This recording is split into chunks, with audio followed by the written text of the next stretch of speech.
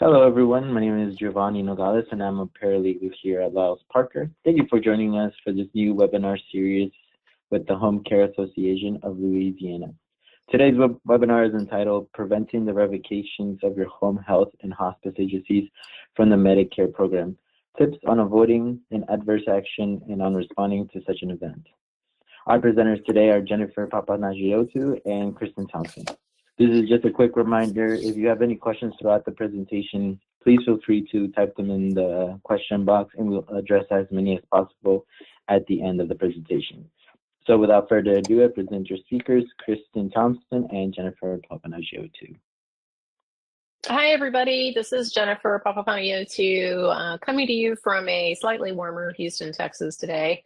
I hope everybody made it through that crazy storm over the weekend okay. I know it's been a wild ride here for a couple of days.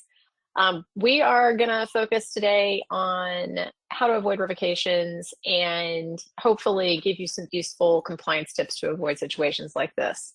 Gio, can we go to the next slide? So we're going to briefly touch on the 22 different revocation reasons. So you'll have a reference from the materials on what those are. We're going to touch on some of the what I call fastest paths or fastest ways to lose your Medicare number and how to avoid those. And then we're going to talk about what to do if you are faced with one of these situations. And then at the very end, we'll touch on stays because those are something we're starting to see here and there. It's a fairly new remedy that they have available. So can we go to the next slide, please? All right, there are 22 revocation reasons. I'm not going to read this list to you, but I will touch on those that are most common. Numbers 1 and 2, we do see from time to time, probably not as much as we used to. People have gotten much better about screening their owners, managing employees, and staff for potential exclusion from things like the HHSC or the HHS-OIG LEIE list and state exclusion lists. So we see less of those than we used to. We also see fewer revocations based on a felony conviction of an owner or managing employee, again, because people are kind of aware of this as a potential revocation risk and are taking action to dissociate from people that have these issues. We do still see them from time to time. And unfortunately, these are often things that happened many years before, sometime within the last 10 years. And so revocations based on felony convictions can be particularly difficult if they come up. False or misleading information is another pretty common revocation reason. Keeping in mind that when they say false or misleading information, they are not assigning any particular intention behind that. It really means if you left something off that you were supposed to disclose, they consider that false or misleading. There's been some commentary from CMS that they seem to think anybody who leaves anything off an application meant to do it. I question that theory, but it doesn't require CMS to show any kind of intent behind you failing to leave information off. If something was missing that should have been there, then that can lead to a revocation like this. On-site evidence that requirements are not met, those are usually related to site visits. They can't find you for some reason. Let's go to the next slide. Probably the most common revocation reason we are dealing with right now is related to abuse of billing privileges. This was expanded back in 2019. It used to be there was one category of situations that fell under this reg that allowed them to revoke for abuse of billing privileges, and that was what we call the impossible claim. Billing for deceased beneficiaries, provider billing for an in-person service when they were out of the country or when the patient was out of the country, things that just were impossible. We called them impossible claims. That could get you revoked. There was a second category added in 2019 that is called the pattern or practice of billing errors. And this was CMS expanding this authority to allow them to revoke if you have a series of bad audits. Back in 2019, the kind of what the theories that developed in the commentary CMS was putting out there said that, generally speaking, it would require 3 consecutive or 3 audits, historic audits, that had higher than normal error rates. They recognized in 2022 that that was sort of tying their hands, that they had to do multiple audits over time to support a revocation under this reason, and that slowed them down. So they changed the criteria for this revocation reason and allowed themselves to revoke based on 1 bad audit. They don't set a threshold for how high the error rate has to be for them to use this. Christin's going to touch a little bit on this later on, and we can talk a little bit more about our experience with it. But we are actively seeing revocations based on this reason, and probably more than any other we're seeing of late. Failure to report changes has always been a revocation reason out there. If you move locations, if an owner or managing employee or someone on your enrollment application has an adverse action and you fail to report it, it can also fail to report a change of ownership or a change of an authorized individual. Any change that has to be reported on your application, if you fail to do that, it could lead to a revocation if they find out and send you a revocation letter on that basis. It's usually tied to something else, like failing to report a felony conviction, or like I said, they attempt a site visit and can't find you, so you may end up being revoked under failure to report a change, failure to maintain an active site, and non-compliance. It usually this gets coupled with something else. Many of the rest of these are not common, and frankly, many don't apply to home health and hospice agencies. They're here for your review if you'd like to read the entire list. Let's go to the next slide. The other one that we're seeing used quite a bit is this number 19, affiliation that poses an undue risk. This is their attempt to cross-reference the owners, managing employees of agencies that get in trouble, that get revoked, and identify any other agency that owner or managing employee is affiliated with. Do they have other businesses that they're affiliated with that might have an issue? Again, we'll dig into this a little bit more, but essentially it's given CMS the authority to say, okay, if Jane Smith owned ABC Home Health and we revoked her because of a pattern of practice of billing errors, we're going to look for any other businesses Jane Smith owns that are enrolled in the Medicare program, and we can revoke them too because they are affiliated to her. So it closed a gap. This was put in place back in 2019. It wasn't used really at all until about 2024 timeframe. And then we started seeing, especially in California, because the particular Medicare contractor there seems to really love this revocation reason and likes to recommend revocations on this basis. And also CMS has been really focused on California and compliance there, and has been doing a lot of revocation work there. Not so much in Texas and Louisiana, but the reality is it is becoming much more active. Let's go to the next slide. All right, we're going to focus on sort of some broad categories of common revocation situations. They kind of generally, and I don't want to focus too intently on these categories, but they do sort of fall into 3 kind of general categories. Problems with your enrollment, problems with operations, and that could be everything from human resource issues to day-to-day operational issues, and then problems with billing. Let's go to the next slide. So enrollment revocations usually fall under reasons 3, 4, or 9. 3 is felonies, where felony is an owner or managing employee that has a felony conviction. False or misleading info, which usually means you didn't report something you should have. And failure to report a change. Failure to report a change of location, failure to remove an owner or managing employee that has died, things like that. The best way to avoid these is to keep your enrollment record up to date. I have some bullet points here, but really the most important is, first and foremost, you need to know what your enrollment obligations are.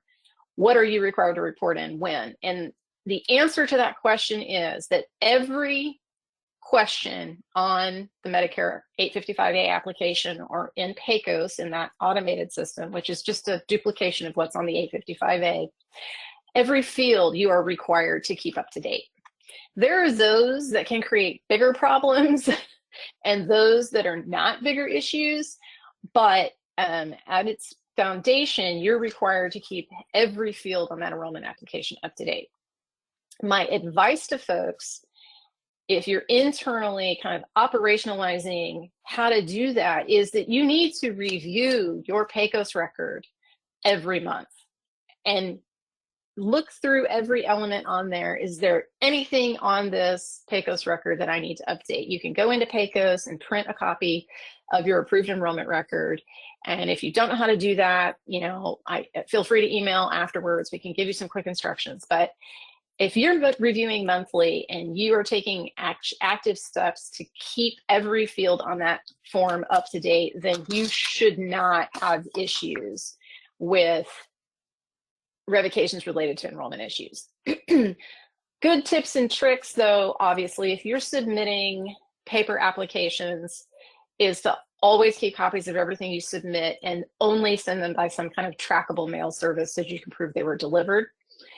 I'm doing fewer and fewer and fewer paper applications. There are some scenarios where we have to do them, but we try to avoid them when we can. PACOS is much more reliable these days and is, frankly, they get processed faster. If you're using PACOS, then my advice is that you always print PDF and save whatever you submit along with your submission confirmation. Also, you will get, when you submit through PACOS, you should get a confirmation email back from the PACOS system. If you don't get that confirmation email for some reason, then there's potentially a problem that you need to look into. But everybody, when they submit a PACOS application and it's fully signed, should get an acknowledgement email to contact people on that application. If you have multiple contact people in what we call Section 13 or in the contact person section in PACOS, if you have like 3 people listed, when the MAC starts processing that application, they may only communicate with one of those people. It's really important that you only leave people in that contact section that should be there. If people have left your organization or you stopped working with a consultant or someone, you need to remove them. And I do recommend you always have at least 2 people in that section. Those are the people that the MAC will talk to about a pending application. It's also who the MAC will communicate with, although again, they may only communicate with one of the people that you list there. So everyone needs to be aware that's in that contact section to be on the lookout for any communication from your Medicare contractor that they need something in order to finish processing the application. That's also the person who will receive approval notices. Let's go to the next slide. I want to just generally run through your reporting obligations and where to find this information. Most of these are found in 42 CFR 424.510. And just broadly, you're required to fill applications out truthfully and completely. And your authorized representative or authorized individual attests that the information you're submitting is accurate. CMS has just sort of reinforced again that if a provider is letting someone other than the authorized rep fill out an application for them, and this happens all the time. I do applications for clients, but I can't sign that application. That if you're relying on someone else to fill in the blanks for you, the person who signs that application is ultimately responsible for that information, and they have to review it, and they will be held responsible if there are errors on it. You're not going to be able to pass the buck on to a consultant or whoever helped you fill it out. It's just something to keep in mind. I see this all the time. It's much more common with physicians who often work for an organization that has credentialing staff, and the physician says, well, they just asked me to sign it. They didn't give it to me to look at. Well, still, it's the physician's responsibility to ask for that and to actively be engaged in that process and review what they sign. So same thing goes for home health and hospice. If you're having someone else fill out applications for you, you need to be, as the signer, you need to be the one reviewing it to make sure it's accurate. Authorized reps, there's a definition of who can sign an application, and it's an individual who has authority to bind a provider or supplier legally and financially. They restrict this to direct owners and then directors or officers of organizations.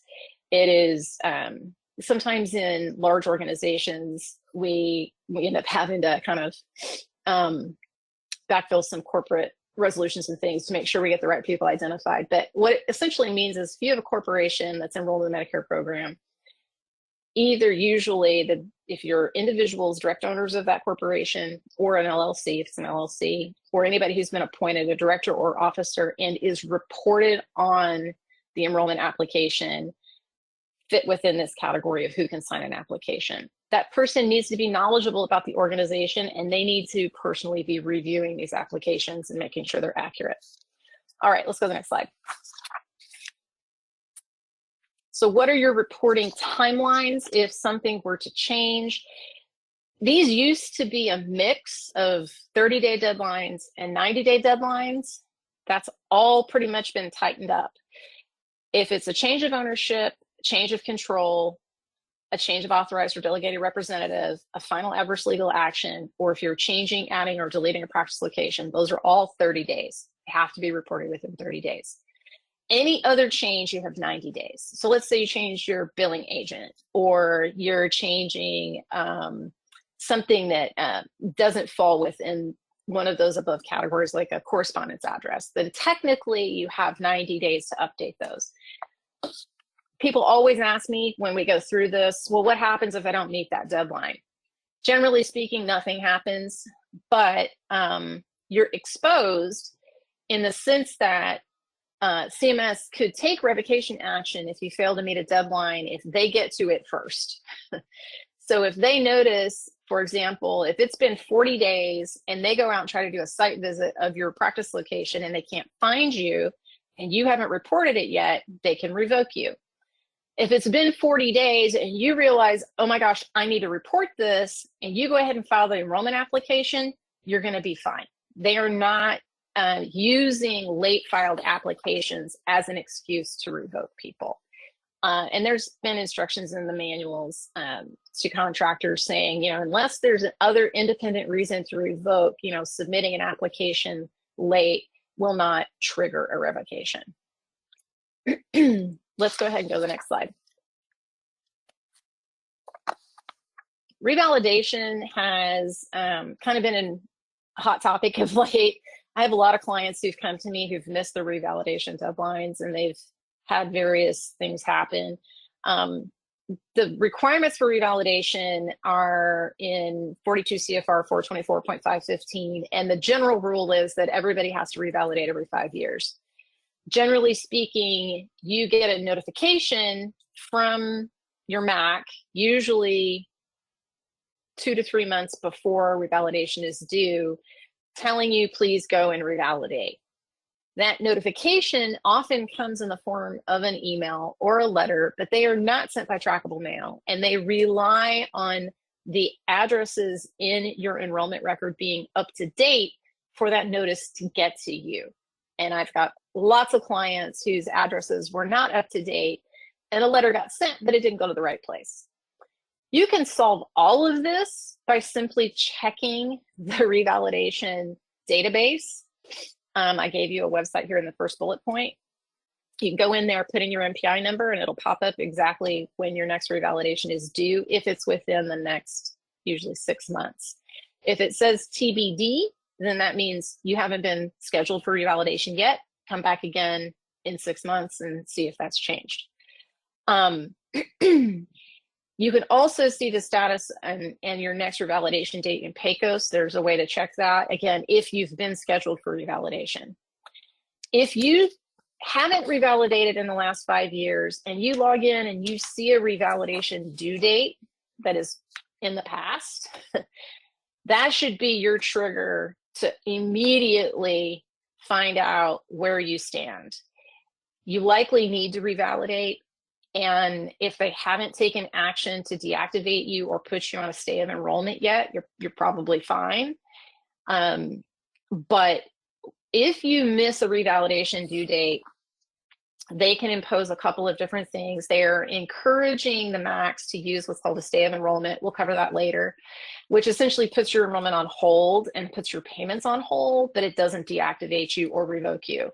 And they will reactivate you as soon as you submit your application.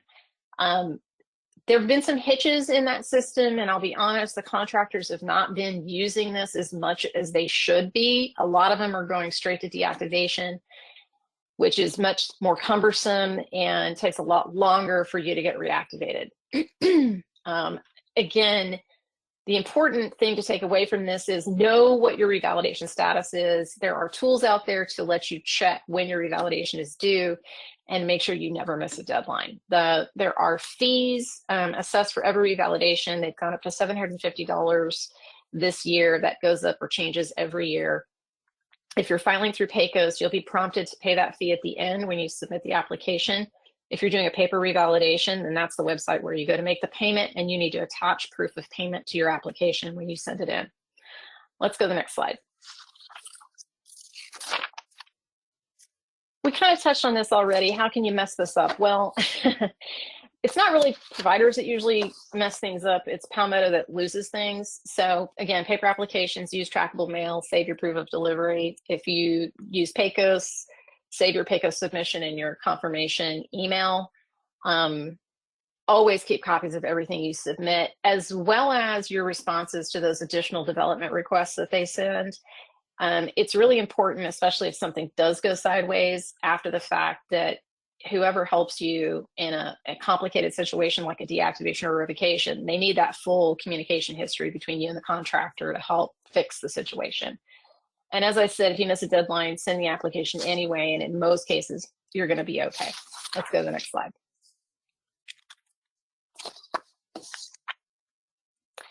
Felony convictions. I'll quickly review this for you. CMS is extremely strict about reporting managing employees, owners, officers, and directors with felony convictions in the previous 10 years.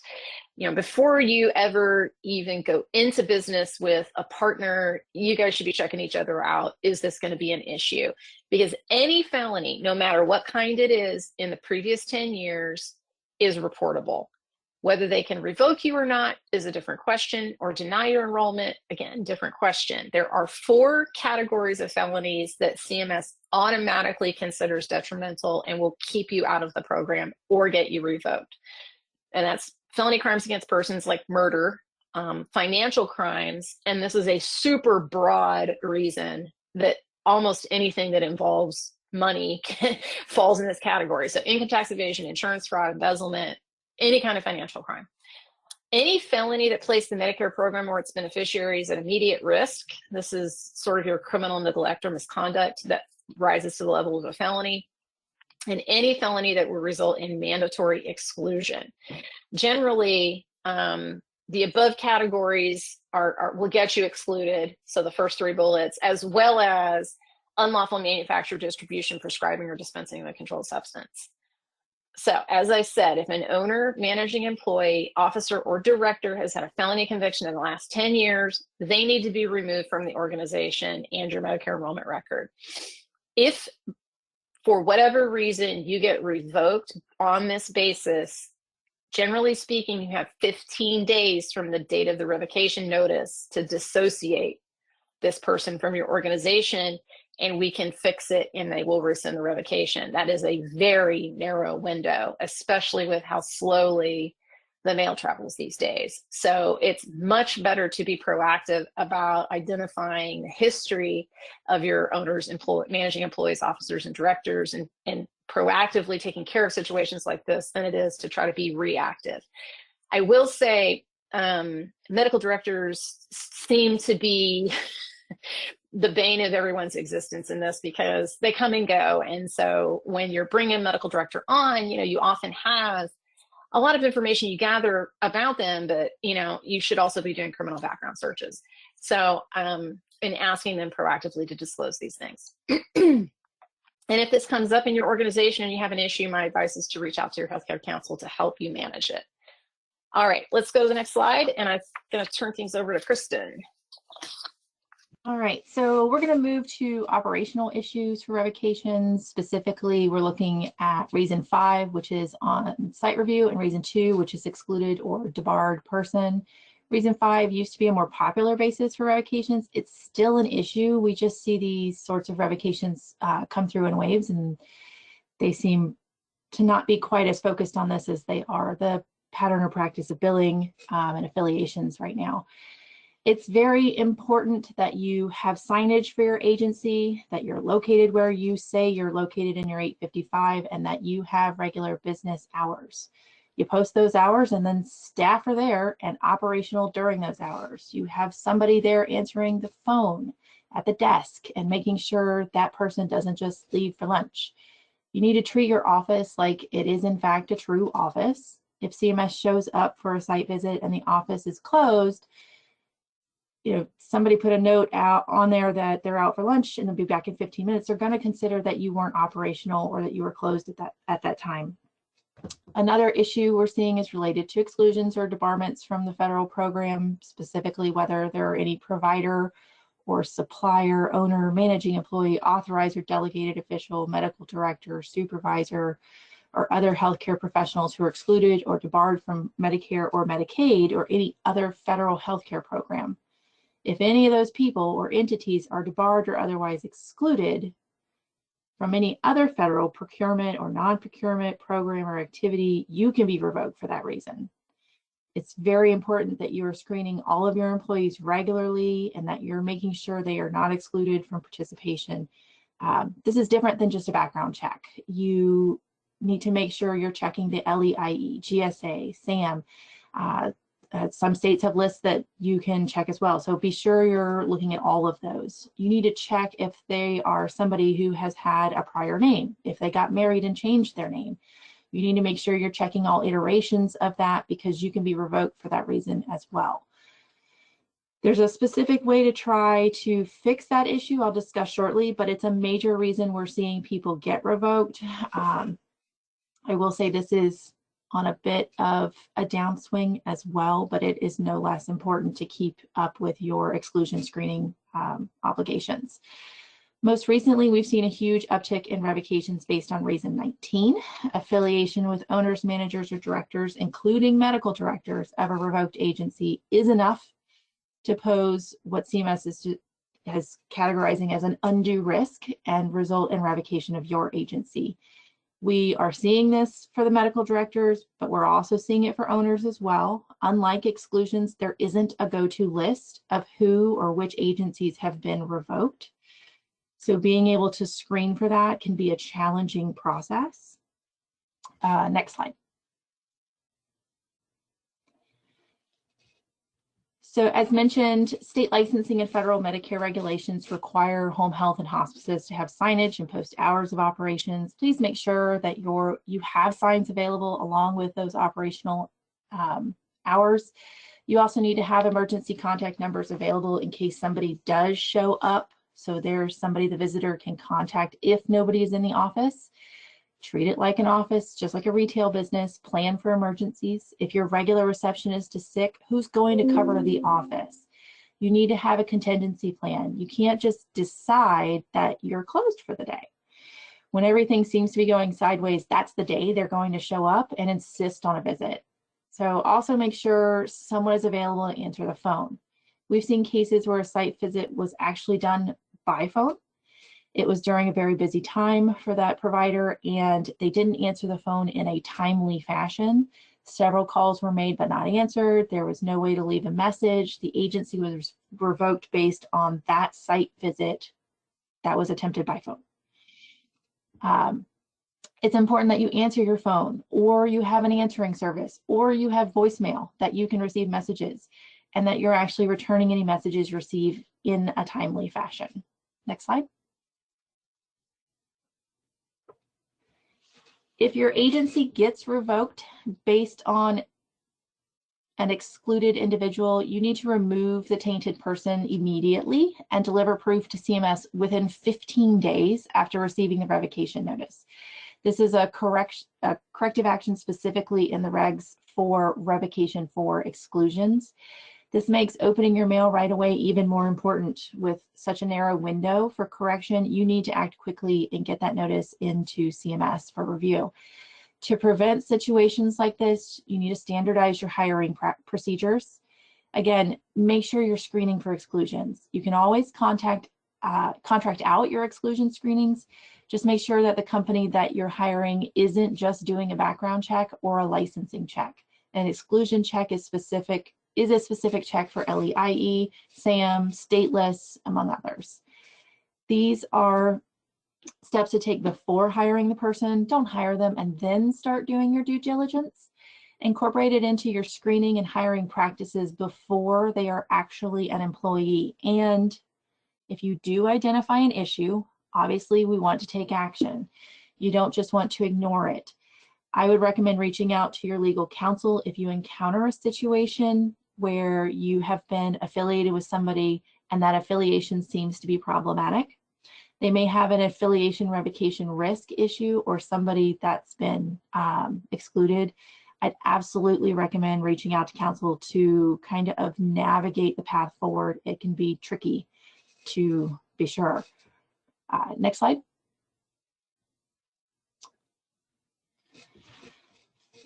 Affiliation revocations. It's very important that you are, in addition to screening for exclusions, looking at your owners or managing employees for things that could be considered something that would be an undue risk to the program. Have they ever worked at a company that is revoked? Have they ever worked at a company that owes an outstanding debt to Medicare? Those are things that you can't screen for, and it's really difficult to identify that information, especially if you're not asking. We're seeing an increase in the number of cases where CMS is using its authority to revoke agencies because of an affiliation issue. For example, recently I've seen quite a few hospices that have been revoked because a medical director was affiliated with another revoked hospice. There's a specific way to take corrective action I'll touch on in a second. It's very important to make sure you understand the individuals who are being considered managing employees. CMS does consider a hospice's medical director or an agency's medical director to be a managing employee, even though it's our position that if the person is a 1099, they're not really involved in any management decisions. Is that really a managing employee? That's an argument you can make, but you don't want to have to be in the position to make that argument in the first place. You want to make sure that the individuals you are contracted with, the individuals who are your owners, your managing employees and directors, those people don't have situations that would be considered to pose an undue risk to the program. An undue risk might arise from an affiliation with a company that is currently revoked, owed an overpayment that is in default, has been suspended by Medicare or Medicaid, or has been excluded or debarred. If you do identify a person who has an affiliation with another provider or agency that has a disclosable event, revocation, suspension, unpaid overpayments, exclusions, those things, you need to terminate that individual. The relationship poses a risk to your agency, and CMS can and will determine that it poses a risk to Medicare. If your agency gets revoked based on an affiliation that poses an undue risk, you can try to remedy it by removing the tainted person immediately and delivering that proof to CMS within 15 days. After the revocation notice, there is no regulatory provision that will automatically remove your revocation if you do this, but it is the only corrective action that may convince CMS to rescind your revocation. We are seeing affiliation revocations, and we are in the process of appealing revocations of multiple agencies utilizing this same method of refuting the revocation based on affiliation. We are using the exclusion guidance to address termination of affiliated individuals within 15 days. You need to make sure you're acting quickly when you're getting some sort of notice like that. Opening your mail right away is so critical when we're talking revocations. To prevent situations like this, Standardize your hiring procedures. I recommend that during your hiring practices, you're asking questions to identify affiliations and any possible disclosable events. Has the medical director ever been affiliated with a company that owes a debt to Medicare? I've seen that one more recently. Have they been affiliated with a company that's been revoked? We have a number of those. Like I said previously, there's not a great way to check a database to screen for that, but you've got to try to protect yourself. If you do end up subsequently getting a revocation letter, that's evidence that you are trying to identify this, and this person misled you when they didn't respond appropriately on their application or during their interview. The regulation says you have to make reasonable efforts to identify these affiliations with the disclosable events. It doesn't specify what reasonable is, but what we've generally told people is we're happy to work with you to help you develop a list of questions to ask. For example, when you're hiring a medical director, what do you need to know about them? Well, let's develop a standardized list of questions that you want them to respond to, preferably in writing, that they sign. Date it so that you have something in your file that shows you did your due diligence at the very onset, and then continue the practice at regular intervals to make sure no new affiliations have popped up since hiring. These are steps to take before hiring the person. Don't hire them and then start doing your due diligence. Incorporate it into your screening and hiring practices before they start work. If you identify an issue, take action. Reach out to your legal counsel if you encounter a situation where you have a potential affiliation that is problematic. Don't go it alone with these affiliation risks. Next slide.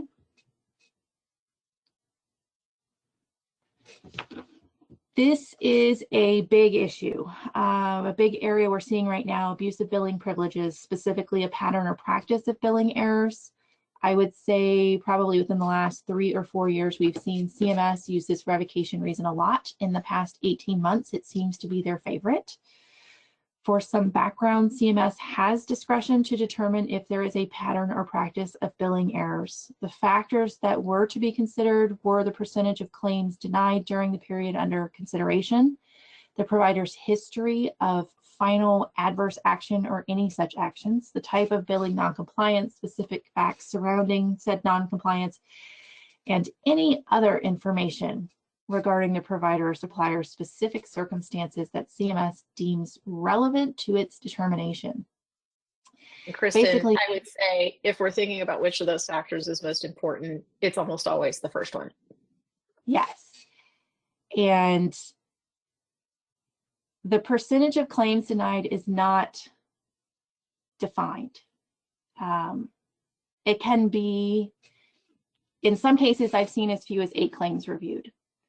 And although, Palmetto is great about publishing, or has in the past been great about publishing their TPE criteria for what will move you to round 2 in the 20 or 25% category, we are not seeing that line in the sand. So we're just using what has been previously published as the percentage, but it doesn't make a big difference when you're talking about 8 claims in a single audit.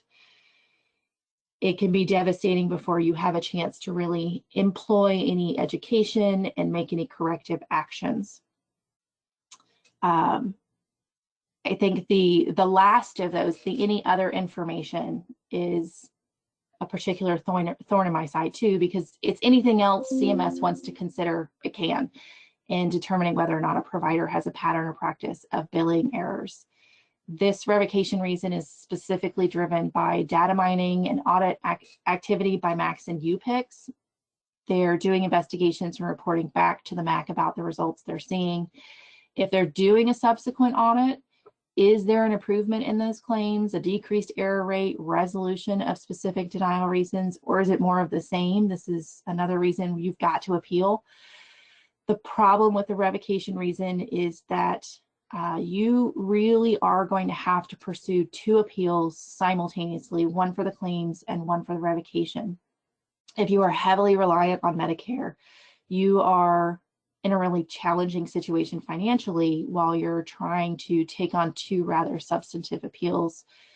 They can be very expensive and stressful situations because of the administrative appeals process, and it is not a fast process. Some examples: one hospice was suspended for a credible allegation of fraud and then revoked following repeated UPIC audits.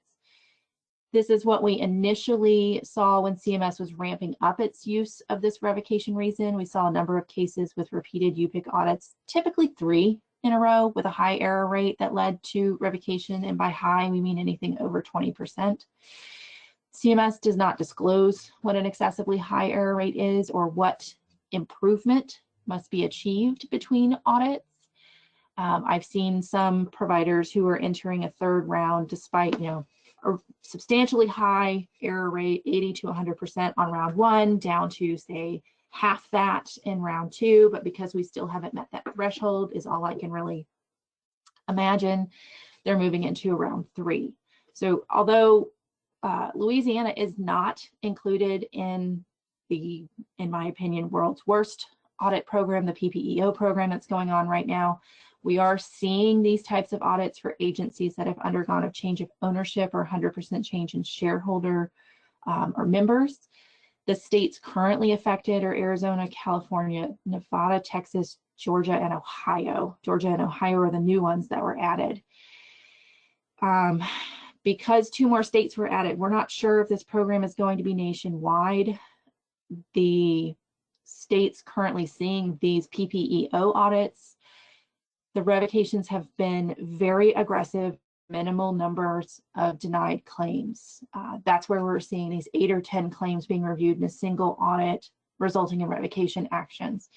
If it's expanded nationwide, obviously everybody is going to be feeling the particular stress of this program, but it is certainly something to consider if you are looking to expand out of the Louisiana area and into any of these 6 states who are currently under the PPEO program.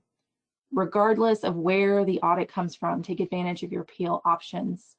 Even if the overpayment amount is small, it's very important that you assert those appeal rights and take those claims through the administrative appeals process. Too often, we're seeing revocations that state the agency has failed to challenge the accuracy of the denial rationale or to make improvements despite the provision of education by CMS. In the eyes of CMS, education, the audit letter that you get with your results is sufficient to be qualified or classified as education. That's enough for them. Be sure that if you're in a TPE audit, for example, and you have an opportunity to actually speak with and participate in an education session, that you're taking advantage of that. Do not leave education to just the black and white text in an audit letter. Where there's an opportunity to get an actual person who can walk you through what maybe those denial rationales are and help you to improve your compliance and avoid this pattern or practice allegation from rearing its ugly head in the future. Next slide. So this is some language that comes straight off a TPE results letter and language that comes off of a UPIC letter. They are putting the message out there that you can be revoked. The language from the TPE result letter is after 3 rounds with continued high denials. Palmetto will refer the provider to CMS for additional actions, which may include 100% prepayment review, extrapolation, referral to a recovery auditor, etc. UPIC letters reiterate CMS's authorization to revoke Medicare billing privileges under certain conditions. In particular, we know that CMS has the authority to revoke the currently enrolled providers or suppliers' Medicare billing privileges if CMS determines there's a pattern or practice of submitting claims that fail to meet the Medicare requirements. These sparse sentences are your official warning. They're putting it right out there for you in the audit decisions, which, like I mentioned, are considered education. If there isn't a change in your billing practices and you don't appeal the decision or have success in the appeals process, they can come back and do another audit. If there's no change with a continuing high error rate, they're going to start to consider that a pattern or practice of billing errors. Next slide. How do we prevent this? Like I said previously, if there's an error and you can fix it, please do. Fix the problem. Don't just allow issues to remain. If you are notified that there's an issue with how your documentation is being prepared and it needs to be corrected to meet the coverage requirements, fix the documentation. Don't fix it retroactively and inappropriately, because that can be considered fraud. But you do need to take corrective action so that going forward, your claims meet the coverage requirements and you show that you're trying to be a good corporate citizen.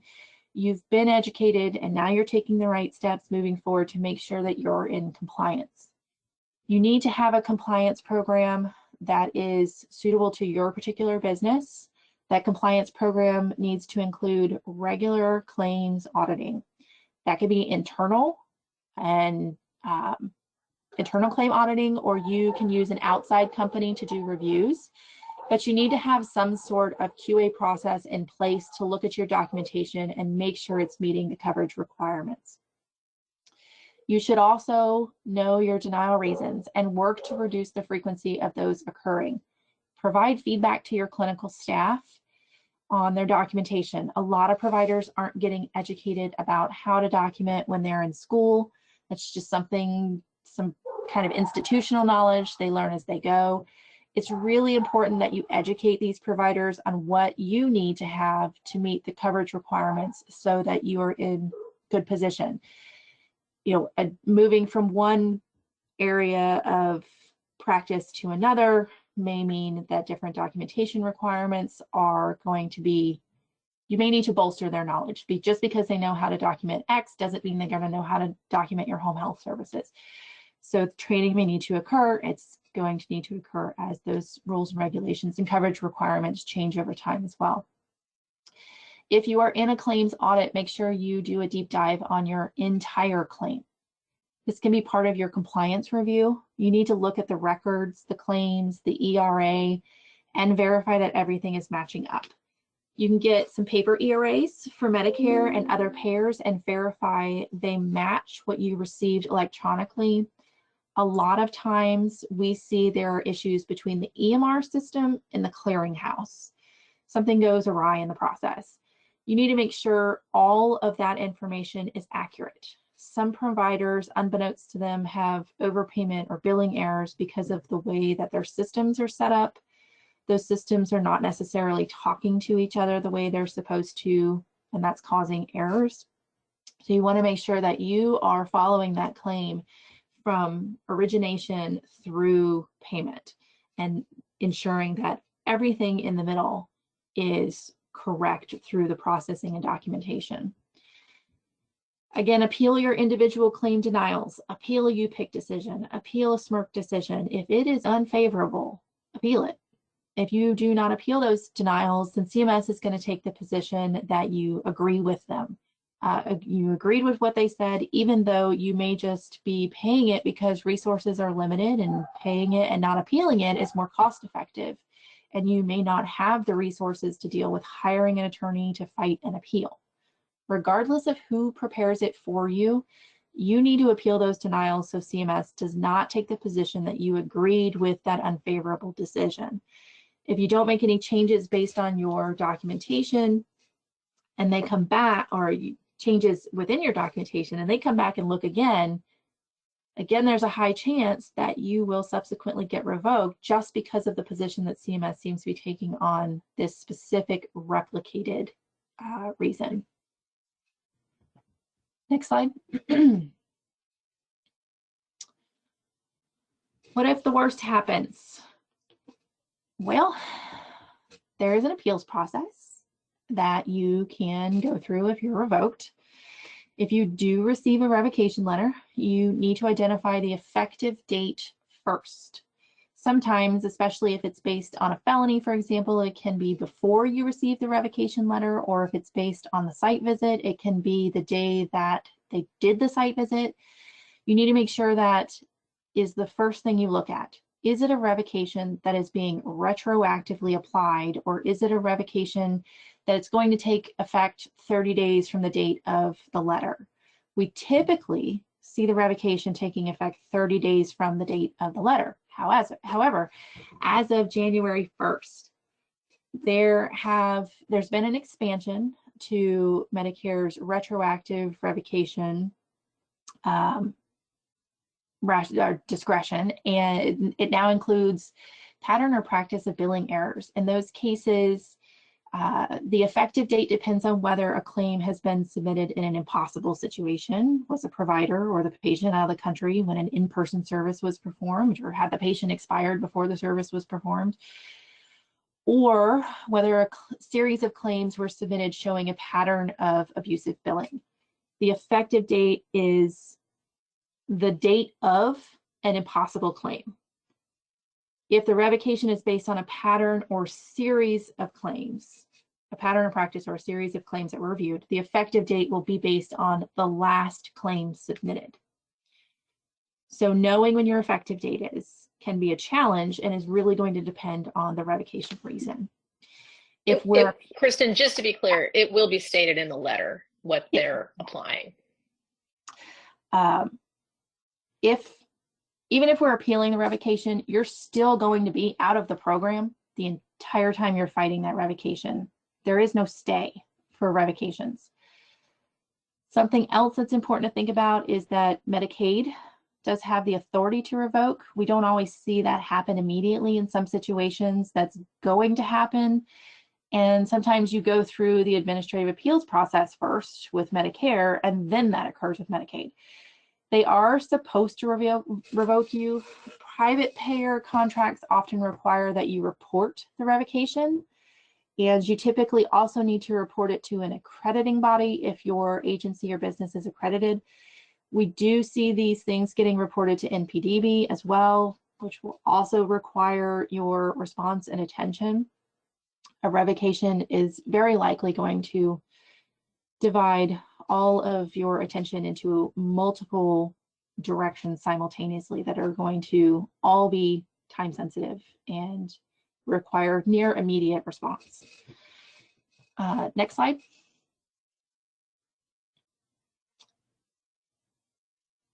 If you do get a revocation letter, you need to immediately call your healthcare counsel or find a healthcare lawyer that can help you. You need to discuss the appeal and alternative business arrangements that can help you keep you in business.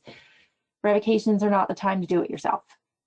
This is your business that is on the line. There are very tight appeal deadlines. There are strict rules on the submission of evidence. It's very important you take this seriously and take action promptly so that the attorney you're working with has time to prepare a proper appeal. You have 60 days from the date of the revocation letter to file a reconsideration appeal. In some instances, for example, if you're revoked for noncompliance, then you can submit a corrective action plan. This has to be submitted within 30 days. If you're revoked for that specific reason and you are submitting a corrective action plan, the corrective action plan doesn't stay the timeline for the reconsideration. It's just another timeline within that 60-day time frame. If you have, so you could theoretically have 3 deadlines really when you're dealing with revocations, and each of these occurs simultaneously. You have a 15-day deadline for an excluded or affiliated individual, a 30-day deadline for a compliance plan, and a 60-day deadline for the reconsideration appeal. They do not come one after another. Keep tabs on the tight deadlines and what materials and evidence needs to be submitted for each. Again, this is why we don't want you to do it alone when it comes to revocations. If the corrective action plan is successful, then CMS will just kind of say that the reconsideration is moot. As I mentioned, it's very important that you know that filing the CAP does not pause your reconsideration appeal timeline. If you have an affiliation revocation reason or an exclusion to suspension, you need to take immediate action, terminate that person immediately, and then get evidence over to CMS or to the MAC, depending on who your appeal goes to within that 15 days. You also need to develop a plan for your business, such as an alternative business arrangement. You need to review your payer contracts, develop a plan to address reduction of staff while retaining necessary personnel while you transition patients to new providers. You'll need to conduct a realistic financial analysis of how long you're going to be able to stay in business and continue operating while you're revoked from Medicare participation, because it can take 90 days to get a decision on that initial appeal. It used to take 90 days. That has sort of expanded recently. So I would make that more of a minimum than a maximum at this point. Next slide. So I just went over corrective action plans. Again, 30 days to file those. You can't fix a failure to report. You can, however, address mistakes that the contractor made, like failing to acknowledge and update that you did send. You can also utilize this sometimes for DME or IDTF, standard violation issues. It usually takes 30 to 90 days to get a response. You have 60 days to file the reconsideration. The most important thing about reconsideration is that this is your evidentiary milestone. If there's anything you want considered in your appeal, it needs to be submitted with your reconsideration. Everything you want considered needs to be in with that first submission. This is why it's important you get your attorney involved early, so they have time to get all of the documentation from you and get it prepared and incorporated into a cohesive appeal. Like I mentioned, it used to take about 90 days to get a response back from either the contractor or the provider enrollment oversight group, whoever the appeal is supposed to go to. Recently, though, we've seen long delays in receiving responses back. It's important that you make all of your arguments, your factual and legal arguments in the reconsideration, and that you address all of the revocation reasons, or you'll not be able to preserve those for subsequent appeal. You do have the opportunity, if additional documentation is identified or a correction needs to be made to the appeal, to submit a supplement, but that can push your timeline back even further. And we're already looking at a minimum of 90 days, let's say, and I have some appeals that are still sitting there that have been there for 6 and 8 months. So your financial analysis, your realistic sort of review of where your agency sits, all of those need to really consider the delays that we're seeing right now in getting these appeal decisions back. Next slide.